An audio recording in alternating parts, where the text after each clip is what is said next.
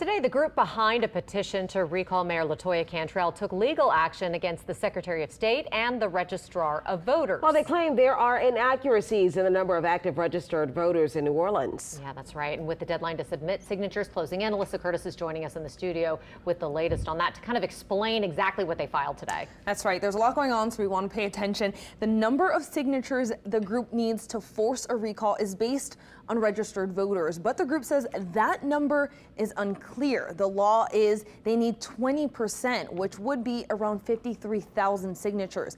If it's active registered voters, that number then gets lowered to around 49,000. The motion they filed claims they haven't gotten that number from the Secretary of State.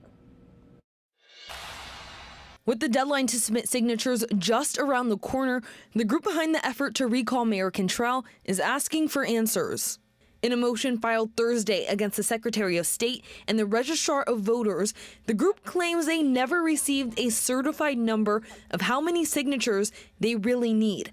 Eileen Carter, vice chair of Nolatoya Recall, says they were going off numbers on the Secretary of State's website. You receive a post and we're tagged in it that they received 5 different mailers to their homes with 5 different names, and none of them were them.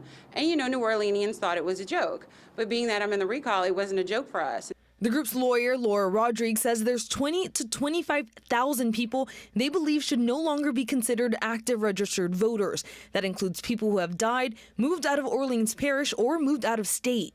We are seeing people who voted, who haven't voted in a decade, or people who passed away more than a decade ago, who are still listed as active registered voters. You'll see in the petition there is a person registered in Orleans Parish who is also registered to vote in Florida.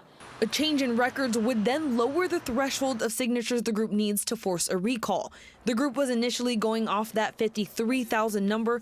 Now they're using a 49,000 threshold. That approximate number, but I want the real number. I need to know what it is. This isn't a joke. This isn't a game. This is real business, and we need to know what that number is. The group says they don't anticipate a change in the voter records to be updated before their Wednesday deadline. Instead, they're asking the Secretary of State to pause counting the signatures until they have an accurate number. In a statement to Channel 4, the Secretary of State said, in part, they have made the integrity of voting rolls their highest priority, adding that Governor Edwards vetoed an annual canvass period for parish registrars of voters. And he said those parish registrars are responsible for managing the state's voter rolls. All right, Alyssa, thank you so much.